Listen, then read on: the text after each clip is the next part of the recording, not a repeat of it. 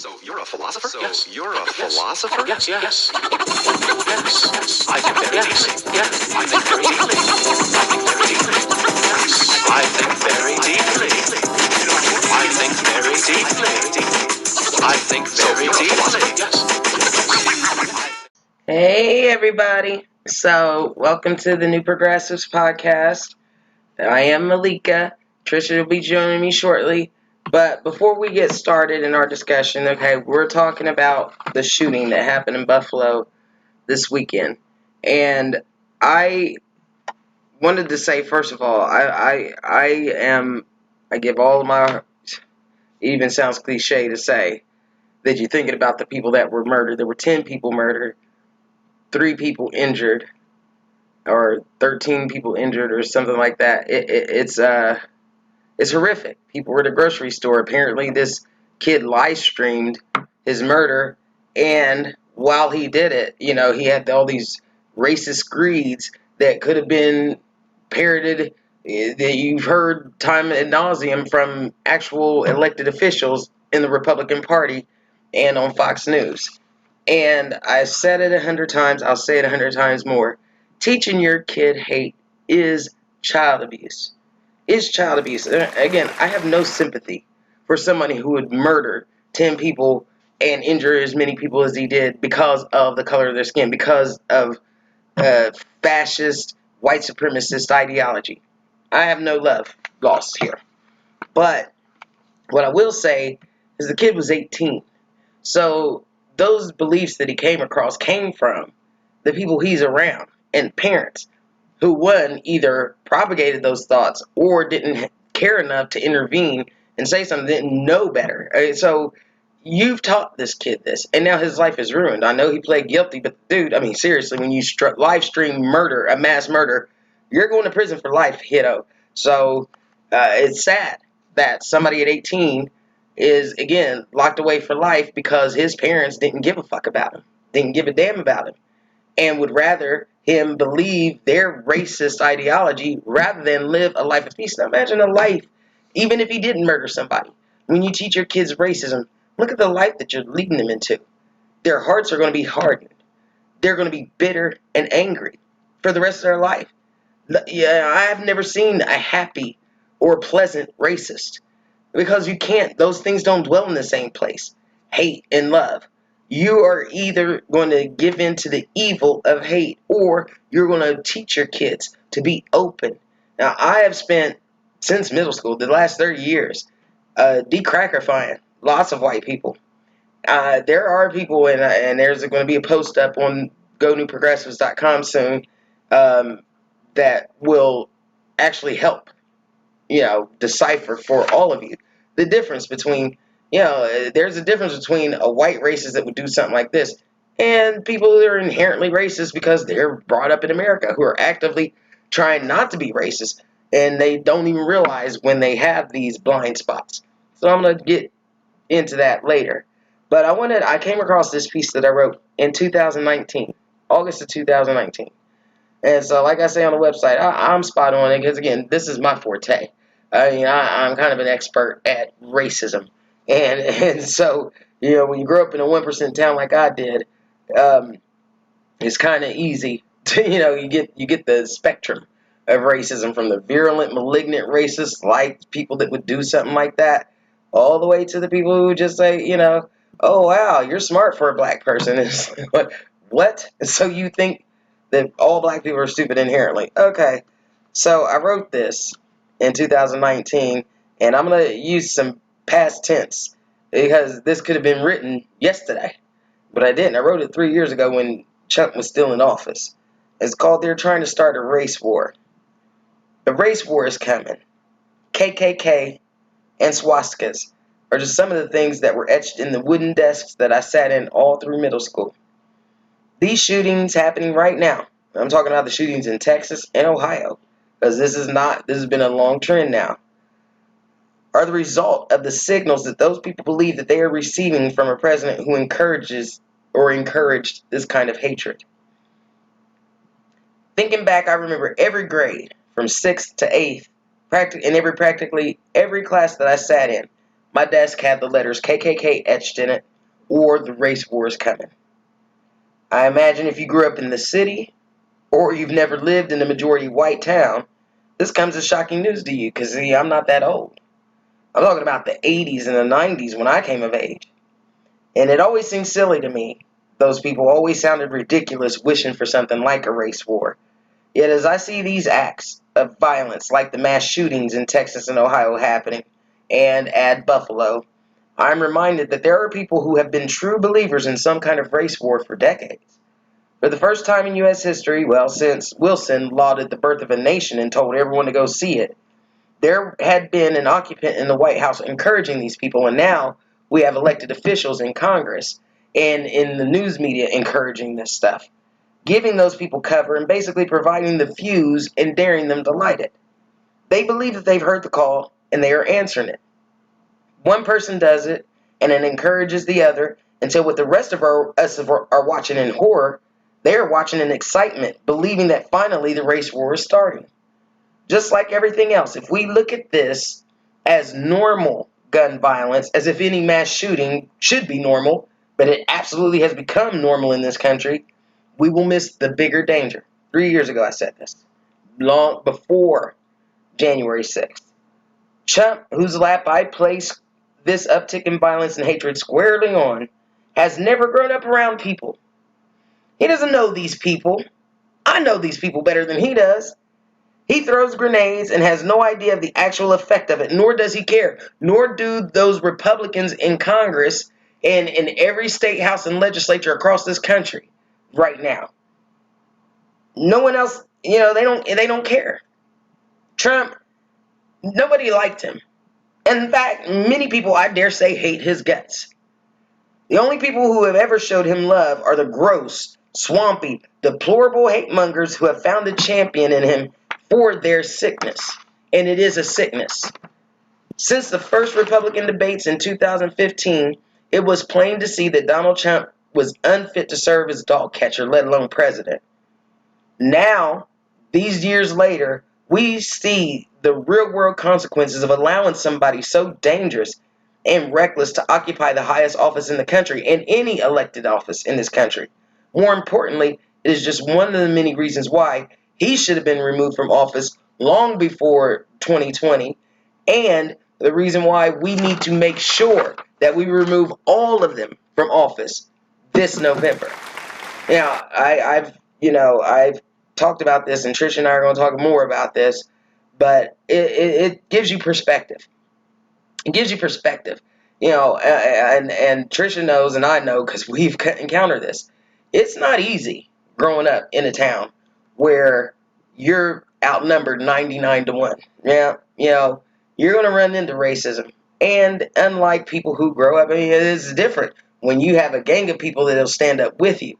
When it's 10 white people versus 10 black people, people who grow up black in the city, they're used to seeing they have a fear of white people based on the fact that mostly the white people they see are in a position of authority.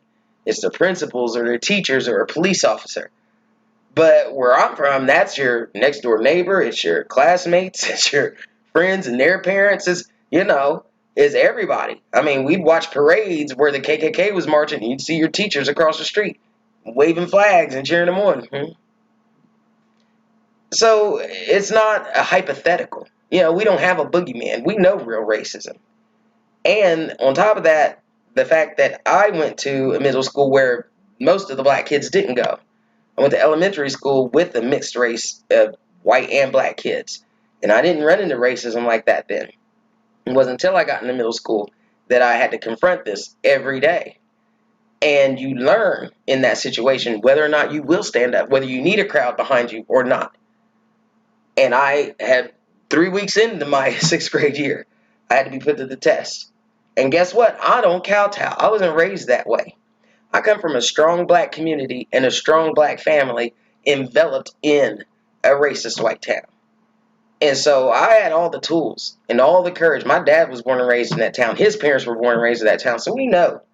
He taught me exactly everything I needed to know. He said, don't you kowtow and don't you let them walk over you. If it's a gang of them against you, well, you go down fighting. You grab one of them and fuck them up. And I did. And they knew I wasn't going to play. And so, yeah, from that point on, nobody used that word around me. Ever. For those 3 years during middle school. So again, I'm going to give you a lexicon, black people who have grown up in the South where, there are pockets of black people. You may be segregated, but you grew up, with schools that are majority black. You grew up in the city where, schools are majority black, or you got a bunch of black people who walk with you. What is like how you have to learn for as a matter of survival. Which one is a virulent racist and which one is pliable. And I have been deep crackifying white people for decades. And I can help you. And we can help you. And I'm going to give you black people the tools to figure this out. Because it is important right now. We have allies that if you can't distinguish between a potential ally and a malignant racist like that, you're going to fuck them off. And white people, how you were missing the point because of your white fucking condition. Where these things aren't, it's a political issue. Oh, well, one side says this and one says this is not that. We're not arguing policy. One side is pro-democracy. The other side is fascist. And those things don't go together. Just like love and hate. So we're going to get deep into this on today's podcast with me and Tricia. And we'll get this to you as soon as possible. Stay tuned. Here we are. There we go. Hey, now, as promised, once again, here is Malika Dickerson and Tricia Smith with the New Progressives. And boy, has this not been a prescient time.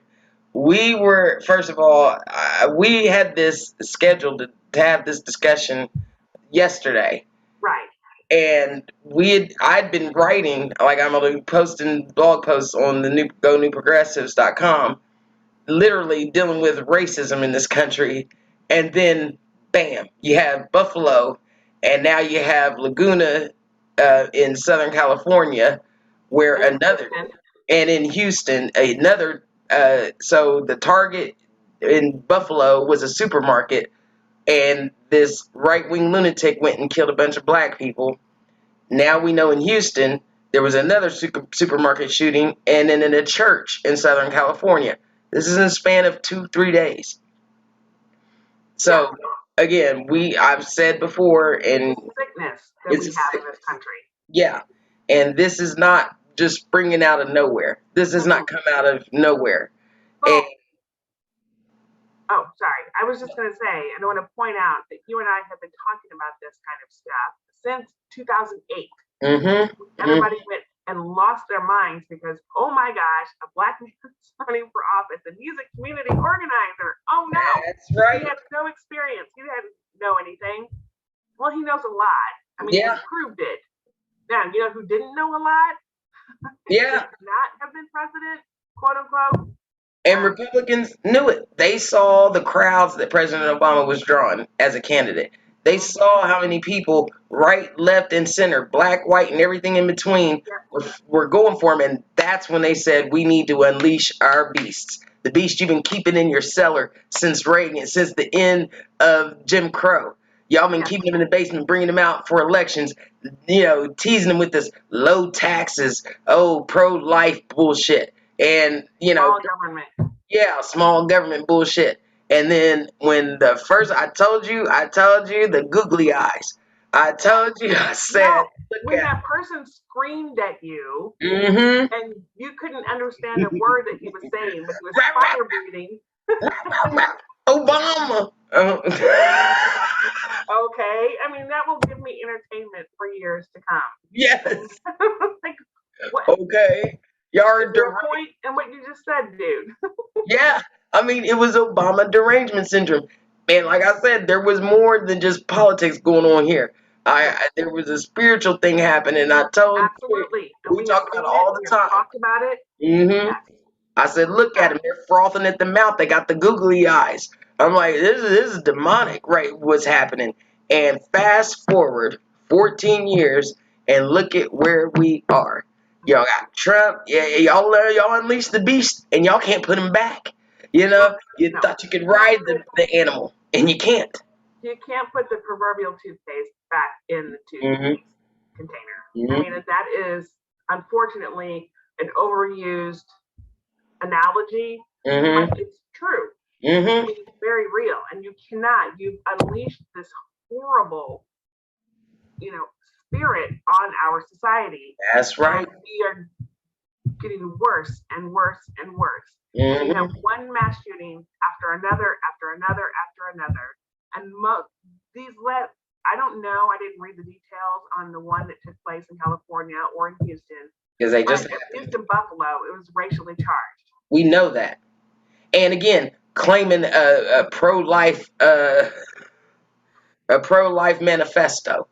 Okay, you can't murder 10 people while claiming you're pro-life. I mean, the hypocrisy, the lunacy, the illogic is it. There's no logic or sanity in this at all. None. And no God. So you can't even claim that. And the conversation about this is what I feared it would be as soon as it happened. People immediately went to, oh my gosh, this is terrible, right? And then let it settle in, figure out who we're going to blame, and suddenly it's, yeah, read those comments. Democrats. They're like trying to win an election and they can't do it any other way than create these false flags. This didn't actually happen, Yeah. I can't believe what the fake mainstream news media says. This doesn't really happen in America. So, let's keep it moving. Yeah. Or we can go ahead and admit what happened and deal with that. Full stop. Yeah. Go on. Because you're in Missouri, right? And your local news had like a bunch of commenters on there basically saying, well, he's our hero. He's another Republican hero. Right, which is insane. By the way, no hero kills people for no apparent reason other than their skin color is offensive. That's right. Which, this is how sick your party is. What did the dude say? You're saying all Republicans are racist? No, we're saying all white supremacists are Republicans, right? Because you can't belong to this party today and claim, well, I'm not like them. Yes, you fucking are. You're aiding and abetting them. But that's the thing, is that if you don't have a problem with what you are seeing here, what is being said about other people in your party's name, if you are okay with that, then you have something to answer for. That's right. For real. I mean, it's not a joke. It's not a piece of politics. And by the way, this is not a political game that we're playing right now. We have two parties in this country. One is for democracy, weak though they may be, and the other is for fascism. Yeah. There's no in between. And so again, either we want to save our democracy and let someone like you and I speak our truth and our minds and our opinions, and then those with whom we disagree. And that's all okay, right? That's what our Constitution allows. That is our democracy. That's part of it. It's a really huge, blessed part of our democracy. But in a fascist country, you can't have that. On either side. We have Republicans who are serving in office currently, who are touting the, screeds and the talking points and the rhetoric and the propaganda of Putin, for example. Yes. That's fascism right there. And again, Fucker Carlson is one of the main ones. And this lunatic, this 18-year-old crazy, who's been made crazy by these people. For where he gets his points from. He was talking about the great white replacement theory. And that's all they've been talking about since Charlottesville. And then this is a thing that's, again, logic and reason don't seem to play any part in any of these things that they're coming up with. Because who is actually legitimately trying to replace white people? Who does that? That's right. Who does that? That's right. No one's trying to do that. That's insane. And here's the crazy part, because they keep trying to gaslight us. So, again, let me be real brief. Let me say this real quick, because people say this, and I don't think anybody knows exactly where this comes from. It's from a movie, right? A classic movie, and where Greer Garson, I think I'm right when I say, no, it was, okay, I got the name wrong. Okay, she's a great actress, and Charles Boyer, and he basically is telling his wife that she's gone crazy. He's turning on the oil lamps upstairs and is making the gas lights downstairs go down. And so over time, he's like, "Oh, did you move this here?" And she's like, "No, I didn't touch it." "Yes, you did." "Oh, you don't remember that?" Right? And so slowly but surely, she starts to think she's going crazy. Well, did I do it and not remember it? Right? The whole time during the movie, I'm like, wait a minute. Okay, lady, you know good and fucking well you didn't do that. So, Right. So, yeah, no, come it on. wasn't you. Right. So again, you can only be gaslit if you're dumb enough to believe somebody else's lying eyes. I'm gonna believe my own lying eyes, okay? And so the fact that you've got people saying, "Oh, the people marching outside of these justices' homes, peacefully protesting outside the White House and outside the Supreme Court, they need to be locked up. They're threatening the place." But January 6th, that was a peaceful protest. That is insane. And I am sorry, but I watched that happen from start to finish. I was on a call, like a Zoom call for a meeting, and I had MSNBC on in the background. And I was like, what is happening right now? So I got off that immediately, my TV, and kept it on the entire time. I watched it happen in real time. Now, I am funny and I am a little crazy and all those fun things. That, full stop. But here's what I also know. I am not insane. Right. And I'm not a dumbass. You really gotta be a dumbass. Okay, so I saw this with my eyes, but because Ted fucking Cruz says, "Oh no, that's not what you saw. That was peaceful. You sat on the Capitol. You had a noose. You fucking brought a gallows on the fucking mall. You were calling for your own vice president's head. To be hanged. You were looking for Nancy Pelosi to lynch her in the Capitol. I mean, somebody was crawling through. I mean, y'all came in with weapons. You actually murdered. 5 people died that day. Yes. We watched it for hours and with our own fucking lying eyes, asshole. So, yeah, you're not going to gaslight me into thinking, oh, this was peaceful. This was a false flag. No, there was nothing peaceful about it because I promise you, it was scary. I mean, I was horrified. I was enraged. Petrified. And I thought, is this when our actual democracy goes down? Right here, right now. See, I think too many Democrats are scared. When I see something like that, I was pissed. I was motherfucking pissed because, like everybody said as it was going on, if that was a bunch of Muslims, if that was a bunch of black people, if that was anybody other than... They were walking around the Capitol completely unfettered. And the police told them, "Well, go home after all that." Right. No, go to jail after all that. 100 paddy wagons outside rounding up black bodies. Okay? They do peaceful protests against black people. Okay? So, I mean, again, there's a difference between God said, "Don't let the sun," this Sunday. Let's talk some scripture here. God said, "Do not let the sun go down on your anger." That means he understands we're going to be mad about things. Yeah, something didn't go right. I've been pissed all damn day because it's that time of month. So I'm easily pissed all damn day. But, you know what I mean? There is such a thing as righteous anger. And that's where we need to get a little more angry, a little more righteous, because we are right in this. We are right to be mad and pissed that people who aided and abetted, again, elected officials, these people are parroting their words. For the record, Josh Hawley, I'm going to call you out on that. By the way, does that hurt your manhood? I mean, manhood? Shut up. You're not a man. Let me tell you, as a woman with an unblemished record of staunch heterosexuality, in the words of George Costanza, let me tell you, no. Okay, you ain't a man. You're hiding a vagina under those pants, you little dick idiot. You know what I mean? That's what's wrong with you idiots. You can't satisfy a woman. You've been rejected all your life. You're a fucking dweeb and a moron. And so society has to pay for it because nobody wants you. Well, do you wonder why nobody wants you? I don't understand how in the world. I mean, first of all, I don't understand at all how in the world somebody like Josh Hawley.